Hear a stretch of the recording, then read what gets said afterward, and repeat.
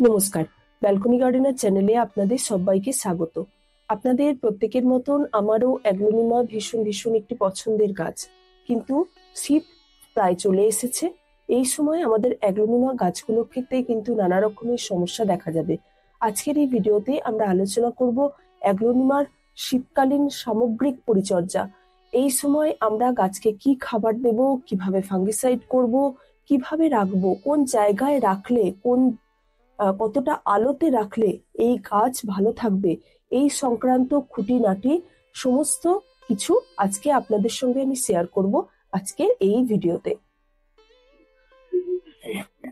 ভিডিওটা ভীষণ ভীষণ একটা ইম্পর্টেন্ট হতে চলেছে, তাই ভিডিওটা ছেড়ে কিন্তু একদম কেউ যাবেন না। যাদের বাড়িতে অ্যাগ্লোনিমা আছে মন দিয়ে ভিডিওটা দেখুন, আপনাদের অ্যাগ্লোনিমা সংক্রান্ত সমস্ত সমস্যার সমাধান হয়ে যাবে। প্রথমেই আসি আলোর প্রসঙ্গে। দেখুন, অ্যাগ্লোনিমাকে আমি সবসময় বলি যে অ্যাগ্লোনিমাকে একটু এমন জায়গায় রাখুন যেখানে উজ্জ্বল আলো থাকবে কিন্তু ডাইরেক্ট রোদটা পৌঁছাবে না। কিন্তু এখন আমাদেরকে একটু স্ট্র্যাটেজি অন্যরকম করতে হবে। অ্যাগ্লোনিমাকে ভালো রাখতে গেলে এখন আমাদেরকে একটু রোদে রাখতে হবে। রোদ মানে কিরকম রোদ? শীতের মিঠে রোদ। আমিও জায়গা পরিবর্তন করেছি আমার গাছের। আমার ওই ব্যালকনিতে এখন এই মুহূর্তে কোনো রকম রোদ আসবে না, সেই জন্য আমি একে আমার আরেকটা যে ব্যালকনি আছে সেখানে ট্রান্সফার করে দিয়েছি, যাতে এখানে হালকা করে রোদটা ও পায়। ওরা যতগুলো গাছকে পেরেছি রেখেছি, কারণ এই ব্যালকনিতে প্রচুর পরিমাণে গাছ আছে। ফিলোডেন্ড্রন আছে, জারবেরা আছে, পিস লিলি আছে, বিভিন্ন রকমের গাছ আছে, যার ফলে অ্যাগ্লোনিমাকে তারই মাঝখানে একটু জায়গা বার করে আমি অ্যাগ্লোনিমার জন্য কিন্তু জায়গা করে দিয়েছি। আপনাদেরকেও সেরকম কিন্তু করতে হবে। রোদ ছাড়া এই মুহূর্তে কিন্তু গাছ ভালো থাকবে না। 2 নম্বর হচ্ছে যে জল কতটা দেব। দেখুন, এই সময় যেহেতু রোদ বা বাইরের যে টেম্পারেচার সেটা যেহেতু কম থাকে, এই মুহূর্তে যেহেতু অনেকটাই কম, তাহলে আমরা যদি জল অতিরিক্ত পরিমাণে দিয়ে ফেলি তাহলে কিন্তু এটা টানবে না, মানে মাটিটা শুকাবে না। এবার আপনার মিডিয়া কি আছে তার উপরে নির্ভর করছে অনেকটা, যে আপনি কতটা পরিমাণে সপ্তাহে কদিন জল দেবেন। যদি আপনার খুব টাইট মাটি হয়, টাইট এঁটেল মাটি যদি হয়, তাহলে আপনি আপনার মাটিকে দেখে তারপরে জল দিন, যে মাটিটা কতটা শুকনো হলো। মাটি ভালো করে শুকনো হলে তারপরে দিন। তার মানে এই নয় যে আপনি মানে জলের অভাবে গাছকে মেরে ফেলছেন, সেটা করবেন না। বুঝে সুঝে জলটা দিন। যেমন আমি যে মিডিয়াটা আপনাদেরকে বারবার আমি যে মিডিয়াটা দেখাই, যে মিডিয়ায় আমি গাছ করি, সেখানে কিন্তু আমি সপ্তাহে এখন একদিন জল দিলেই কিন্তু হবে। কারণ আমার মিডিয়াতে যথেষ্ট পরিমাণে কোকোপিট এবং কোকো চিপস আছে। কোকো চিপস, কোকোপিট দুটোই কিন্তু জল ধরে রাখে, সেই জন্য আমাকে জল এই সময় একটু কমই দিতে হবে। আপনারা বুঝে এই সময় জল দিন। যেদিন জল দেবেন, যদি সপ্তাহে একদিন জল দেন, একদিন ভরপুর জল দিন। ভরপুর জল দিন, যাতে একদম দেখবেন যে টবের নিচ দিয়ে যাতে ড্রেন আউট হয়ে যাচ্ছে, সেই জিনিসটা আগে দেখে নিন। একটু একটু জল দেবেন না, যাতে গোড়া পর্যন্ত পৌঁছায় সেই অনুযায়ী জল দিন। দিয়ে সপ্তাহে একদিনই দিন, ঠিক আছে, কিন্তু পুরোটা দিন। 3 নম্বর পয়েন্ট হচ্ছে, আপনার গাছকে, অ্যাগ্লোনিমা গাছকে কিন্তু একেবারে কুয়াশার মধ্যে রাখবেন না। গাছ কোনো মতেই যেন কুয়াশা না পায় এবং উত্তরের ঠান্ডা হাওয়া যেটা, সেটা যেন না পায়। তার মানে কি, মানে আপনার গাছ ধরুন আপনি রোদের জন্য ছাদে একটু রাখলেন, ছাদে রাখতে পারেন। মিঠে রোদটা যদি পায় ঠিক আছে, কিন্তু তারপর তাকে সরিয়ে নেবেন। রাতের বেলা ডাইরেক্ট যদি কুয়াশার মধ্যে থাকে, শিশির পড়ে গাছের মধ্যে, তাহলে কিন্তু অ্যাগ্লোনিমা গাছের ক্ষতি হবে। এবং আপনি যেদিকে রাখছেন সেই দিকে যদি উত্তরের হাওয়াটা পায়, উত্তরের ঠান্ডাটা পায়, তাহলে কিন্তু গাছের সেক্ষেত্রে ক্ষতিই হবে, ভালো কিছু হয় না। আমি দেখেছি, আমার ওই ব্যালকনিটা উত্তর দিকে, উত্তর পূর্ব দিক ছিল, ওগুলোকে সরিয়ে নিয়ে এসেছি। এইদিকে, যাতে উত্তরের হাওয়াটা না পায়। যদিও আমার ওই ব্যালকনিতে সামনে একটি বিল্ডিং রয়েছে, উত্তরের হাওয়াকে অনেকটাই গার্ড করছে, কিন্তু মেনলি আমি গাছকে শিফট করেছি এই আলোর জন্য। তাহলে ঠান্ডা লাগাবেন না, মানে ঠান্ডা লাগাবেন না মানে বাচ্চাদের যেরকম আমরা বলি যে ঠান্ডা লাগাবেন না, অ্যাগ্লোনিমাকেও কিন্তু এখন আমাদেরকে সেই রকম বাচ্চার মতন ভাবতে হবে। ঠান্ডা লাগাবেন না, কুয়াশা লাগাবেন না, কুয়াশার মধ্যে গাছকে রাখবেন না। 4 নম্বর পয়েন্টে আসছি যে একে এখন কি ফার্টিলাইজার দেব। এই সময়টা খুব খুব গুরুত্বপূর্ণ। ডিসেম্বর মাসের 1 তারিখ থেকে 15 তারিখের মধ্যে আপনাদেরকে বেশ কয়েকটা কাজ করে ফেলতে হবে, যেটা আর শীত থাকাকালীন করতে পারবেন না।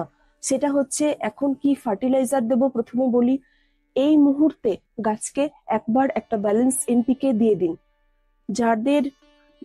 যারা কলকাতার বাইরে থাকেন তাদের শীত মোটামুটি পড়ে গেছে, তাহলে তারা অবশ্যই আজকে ভিডিওটা দেখা মাত্র আজকেই কিন্তু একটা এনপিকে আপনি স্প্রে করে দিন, ব্যালেন্স এনপিকে। যাদের বাড়ি কলকাতায় ঠান্ডা তুলনামূলক একটু দেরিতে পড়ে এবং এতটা বেশি ঠান্ডা থাকে না, তাহলে তারা একটু সময় পাবেন, কিন্তু সময় পেলেও আমি বলবো যে 15 তারিখের পর কিন্তু আর কিচ্ছু করবেন না। ডিসেম্বর মাসে 15 তারিখের পরে গাছকে সম্পূর্ণভাবে একদম ছেড়ে দিন। কি করবেন, এখন একটা ব্যালেন্স এনপিকে মানে 19-19-19 বা 20-20-20 স্প্রে করুন। ওই 1 লিটার জলে 2 গ্রাম নিয়ে গাছকে ভালো করে স্প্রে করে দিন। তাহলে এটা গেল। এটা করার মোটামুটি ভাবে 5 দিন পরে এই গাছকে একটা ভালো মানের ফাঙ্গিসাইড দিন। খুব ভালো মানের ফাঙ্গিসাইড আমি ব্যবহার করি, সেটা আবারও বলছি, আপনারা অনেকবার আমার কাছে শুনেছেন যে অ্যামিস্টার টপ। আপনি অন্য কোনো ফাঙ্গিসাইড দিতে পারেন, তবে ভালো মানের দিন, যেহেতু আর শীতকালে আমরা আর একে ফাঙ্গিসাইড করবো না, তাই একটু ভালো মানের দেওয়াটাই ভালো।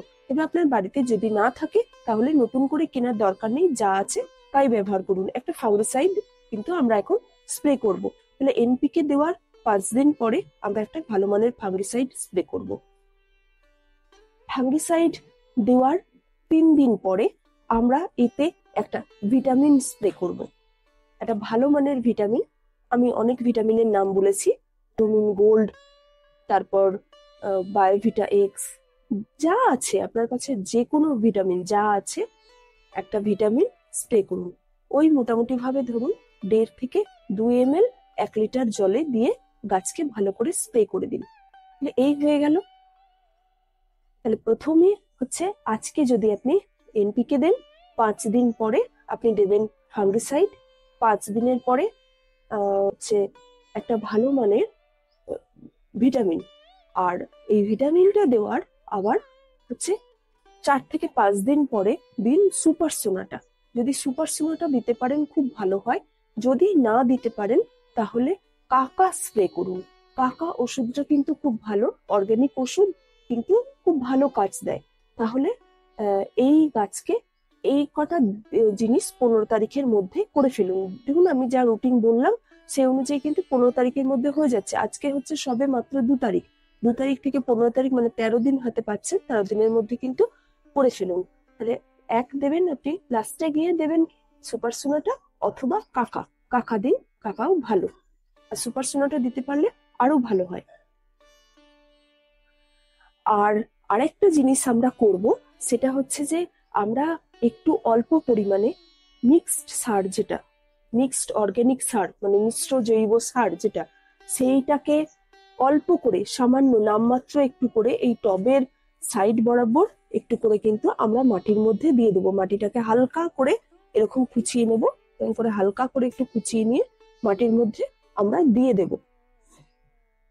এটা আমরা কিন্তু প্রত্যেক মাসেই করব, কারণ যেহেতু অর্গানিক সারটা মাটির সঙ্গে মিশতে ডিকম্পোস্ট হতে অনেকটা টাইম লাগে, সেই জন্য আমরা কিন্তু প্রত্যেক মাসে করব।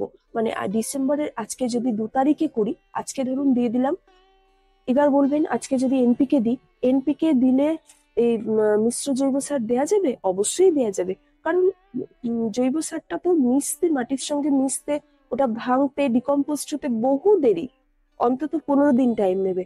তাহলে এটার সঙ্গে একটা কিন্তু কেমিক্যাল সার যেতেই পারে। এটা আজকে যদি ডিসেম্বরের 2 তারিখে আপনি দিন জৈব সারটা, আবার জানুয়ারির 2 তারিখে দেবেন, আবার ফেব্রুয়ারি মাসের 2 তারিখে দেবেন। তাহলে মিশ্র জৈব সার অল্প করে গাছের গোড়ায় কিন্তু দিয়ে রাখবেন, গাছের গোড়ায় দিয়ে হালকা করে জল দিয়ে দেবেন, ব্যাস হয়ে যাবে। তাহলে এটা দিতে থাকবেন, আর অন্য কোনো সার কোনো কিছু ডিসেম্বর মাসের 15 তারিখের পরে আর ব্যবহার করবেন না। দেখুন আমার কয়েকটা গাছের মধ্যে কিন্তু অলরেডি ডরমেন্সি চলে এসেছে। যেমন দেখুন এইটা, পাতাগুলো দেখছেন এইরকম হয়ে যাবে, পাতা এই যে যেটা হয়েছে পাতা দেখতে পাচ্ছেন ঠিক এরকম হয়ে যাবে। এটা কিন্তু অন্য কোনো প্রবলেম না, এটা হচ্ছে সম্পূর্ণভাবে ডরমেন্সি এসছে তার জন্য এইরকম ভাবে পাতা হলুদ হয়ে যাচ্ছে। ওপরের পাতাগুলো দেখুন ভালো আছে, কিন্তু নিচের এই পাতা কিন্তু খারাপ হচ্ছে আস্তে আস্তে। তাহলে আমরা কি করব, যে পাতাটা না, পাতাটাকে আস্তে করে আমরা ছিঁড়ে দেব। এরকম পাতা গাছের মধ্যে দেখলেই পাতাকে কিন্তু ছিঁড়ে দেব, ছিঁড়ে ফেলে দেব, কারণ এই ধরনের পাতাগুলো গাছে রেখে দিলে এর থেকে ফাঙ্গাল প্রবলেমও হবে আর গাছটাকে দেখতেও খারাপ লাগবে। তাহলে যখনই হলুদ পাতা গাছে দেখবেন তখনই কিন্তু এরকম ছিঁড়ে দেবেন, এটা হচ্ছে ডরমেন্সির লক্ষণ। এ দেখুন আরো একটা পাতা কিন্তু আস্তে আস্তে এরকম খারাপ হচ্ছে, এটাকেও কিন্তু আমি ছিঁড়ে দেব। এবার হচ্ছে এই সময় আমরা যদি নতুন গাছ কিনি, কোনো নতুন গাছ যদি আমরা কিনি, সেই গাছকে যেমন রিপোর্ট করব না, ঠিক সেরকমই কোনো মাদার গাছ থেকে, যেমন ধরুন এই গাছটা, এটা একটা মাদার গাছ, এই গাছটা থেকে এই যে এইটা বেরিয়েছে, চারা বেরিয়েছে, এই চারাটাকে কিন্তু এখন ভুলেও আমি তুলবো না। মানে এই গাছটাকে যদি আমি, এই মাদার গাছ থেকে এই চারাটাকে যদি আমি তুলতে যাই, তাহলে কিন্তু গাছ এখন ক্ষতিগ্রস্ত হবে।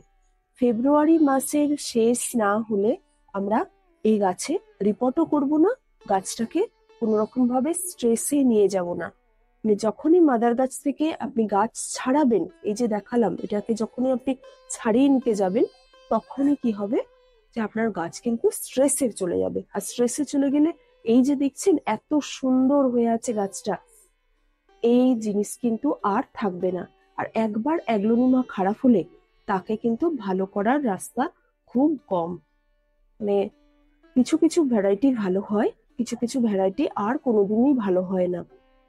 তাহলে এই সময় কোনো রকম ভাবে স্ট্রেস দেবেন না গাছকে, ও অলরেডি স্ট্রেসে আছে, তাহলে ওকে এখন যেমন আছে ঠিক তেমন রেখে দিন। আমার এই গাছটায় একটা জিনিস দেখুন, দেখাচ্ছি, এইটা দেখছেন, এই দেখুন নতুন পাতা আসছে, এই কিন্তু এখনো ডরমেন্সিতে যায়নি, এতে কিন্তু এখনো নতুন পাতা আসছে। আপনাদের এরকম বাড়িতে কিছু গাছ থাকবে যাদের মধ্যে ডরমেন্সি দেরিতে আসবে, আর কিছু গাছ থাকবে যাদের মধ্যে ডরমেন্সি কিন্তু অলরেডি দেখবেন চলে এসেছে। মানে সবাইকেই একই রকমের ট্রিটমেন্ট করুন।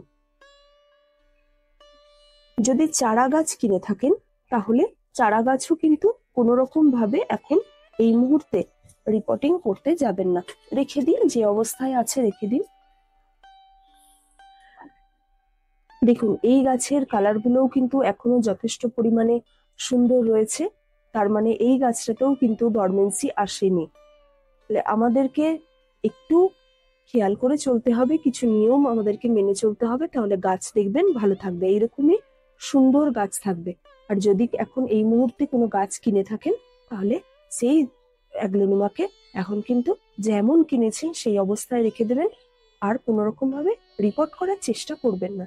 রিপোর্ট করবেন ফেব্রুয়ারি মাসের অন্তত মিডল গেলে, তারপরে তখন আমি বলে দেব আপনাদের।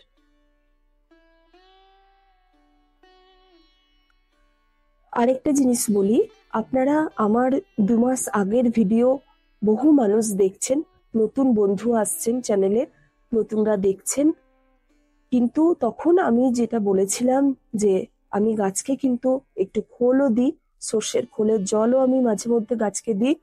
এখন কিন্তু আমি আবার বারণ করছি, একদম কিন্তু আমার ওই ভিডিওটা দেখে আপনারা গাছে খোল দিতে যাবেন না।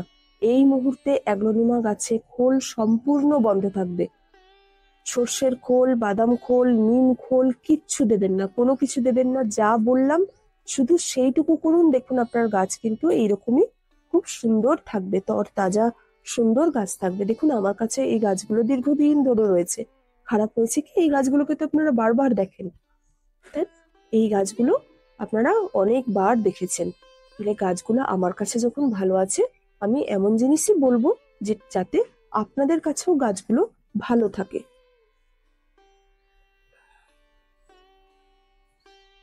গাছে মাঝে মধ্যে জল স্প্রে করুন।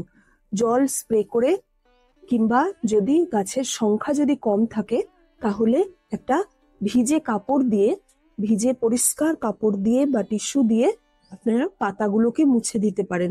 পাতাগুলোই যদি ধুলো পড়ে, এই সময় ধুলোটা বেশি ওড়ে তো, যদি ধুলো পড়ে তাহলে কি হবে, ওরা সালোকসংশ্লেষ ভালোভাবে করতে পারবে না।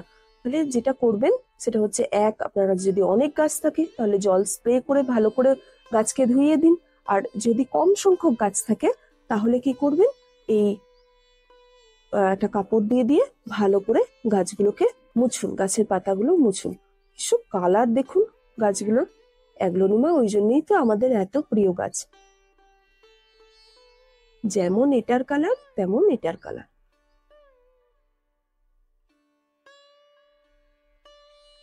এই ছিল আজকের আমাদের শীতকালীন অ্যাগ্লোনিমা গাছের পরিচর্যা। এরপরে আমরা আবার অ্যাগ্লোনিমা নিয়ে কথা বলবো। মোটামুটি ভাবে ফেব্রুয়ারি মাস পড়লে তারপরে নতুন ট্রিটমেন্ট এই গাছের শুরু হবে, আমি সেগুলো সবই বলে দেব। ভিডিওটা যদি আপনাদের ভালো লাগে তাহলে বন্ধুদের সঙ্গে শেয়ার করুন, যতটা পারবেন ততটাই বন্ধুদের সঙ্গে শেয়ার করুন, যাতে সকলের কাজে লাগে। ভালো লাগে ভিডিওটায় একটা লাইক দেবেন, কমেন্ট করে জানাবেন আপনাদের কেমন লাগলো, আর বন্ধুদের সঙ্গে শেয়ার করবেন। আর যদি চ্যানেলে নতুন হন তাহলে সাবস্ক্রাইব করবেন। সম্পূর্ণ ভিডিওটা দেখার জন্য অনেক অনেক ধন্যবাদ।